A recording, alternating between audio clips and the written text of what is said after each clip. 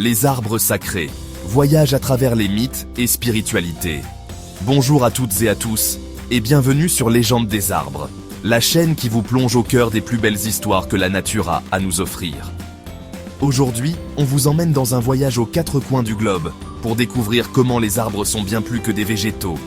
Des forêts profondes d'Europe aux savanes arides d'Afrique, des jungles luxuriantes d'Amazonie aux montagnes sacrées d'Asie, les arbres ont toujours occupé une place centrale dans les cultures humaines.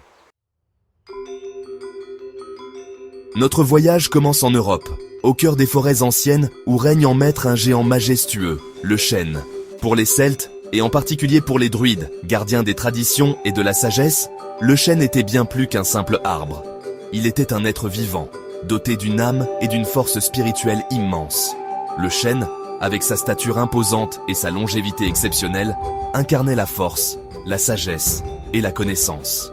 On venait de loin pour consulter les druides sous les ramures sacrées des chênes, là où les murmures du vent portèrent les paroles des dieux. Les druides vénérèrent le chêne pour sa connexion au monde spirituel. Ils utilisaient son bois pour construire leurs temples, ses feuilles pour leurs rituels et ses glands pour leurs prophéties. Le chêne était le lien entre le ciel et la terre, un symbole puissant de l'ordre cosmique. Notre voyage se poursuit en Afrique, sur les terres arides où se dresse un autre géant, symbole de vie et de résilience, le baobab. Surnommé l'arbre à l'envers, en raison de ses branches ressemblant à des racines s'élevant vers le ciel, le baobab est un spectacle à la fois étrange et magnifique. Pour les peuples d'Afrique, le baobab est bien plus qu'un simple arbre. Il est le cœur du village, le protecteur bienveillant qui offre ombre et nourriture, le témoin silencieux des générations qui se succèdent.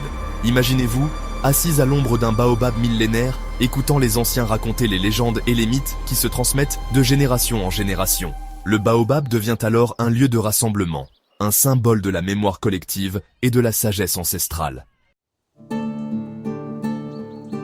Notre voyage nous emmène maintenant vers le nord, dans les terres froides et mystérieuses de la Scandinavie, à la rencontre d'un arbre mythique, Yggdrasil, l'arbre-monde. Dans la mythologie nordique, Yggdrasil n'est pas un arbre ordinaire, mais un frêne géant qui relie les 9 mondes, du royaume des dieux à celui des géants, en passant par le monde des hommes. Imaginez un arbre si immense que ses racines plongent dans les profondeurs de la terre, son tronc traversant le monde des hommes et sa cime atteignant le royaume des dieux.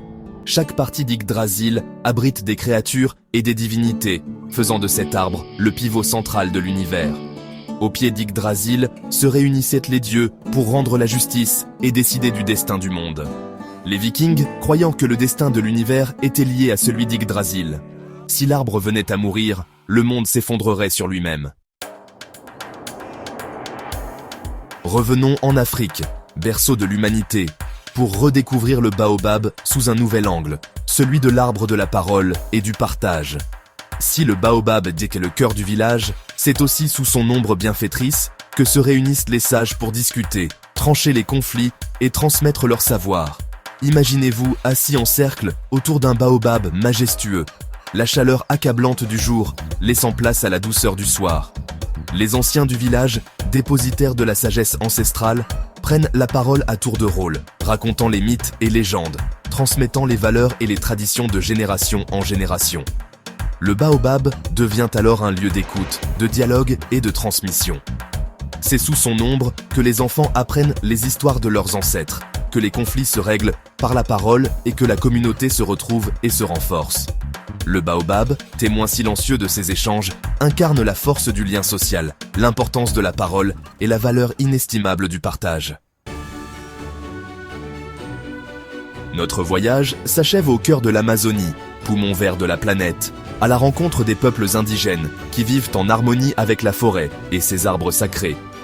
Imaginez une forêt si vaste, si dense, si riche en biodiversité qu'elle semble infinie. Pour les peuples indigènes d'Amazonie, la forêt n'est pas un simple écosystème, c'est un être vivant, une entité sacrée dotée d'une âme et d'une conscience. Chaque arbre, chaque plante, chaque animal a sa place et son importance dans cet équilibre fragile. Les chamans, guides spirituels des communautés indigènes, possèdent une connaissance approfondie des plantes et des arbres de la forêt. Ils savent utiliser leurs propriétés médicinales pour soigner les maladies, communiquer avec les esprits de la nature et maintenir l'harmonie entre l'homme et son environnement. Certains arbres, en particulier les plus anciens et les plus imposants, sont considérés comme sacrés. Ils sont vénérés comme des ancêtres, des protecteurs et des sources de sagesse. Les arbres sont les gardiens silencieux de nos civilisations.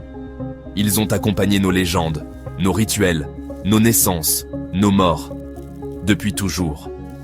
Et si on réapprenait à les écouter, à les respecter comme le faisaient nos ancêtres, à comprendre que notre destin est intimement lié à celui des arbres et des forêts?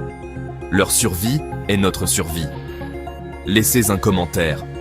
Quel est l'arbre le plus symbolique à vos yeux?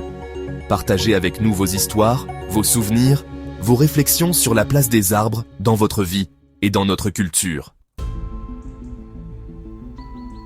Bonus, dans notre prochaine vidéo, on vous parlera des arbres dits magiques, capables de guérir, protéger ou ensorceler, un voyage entre nature, croyance et mystère.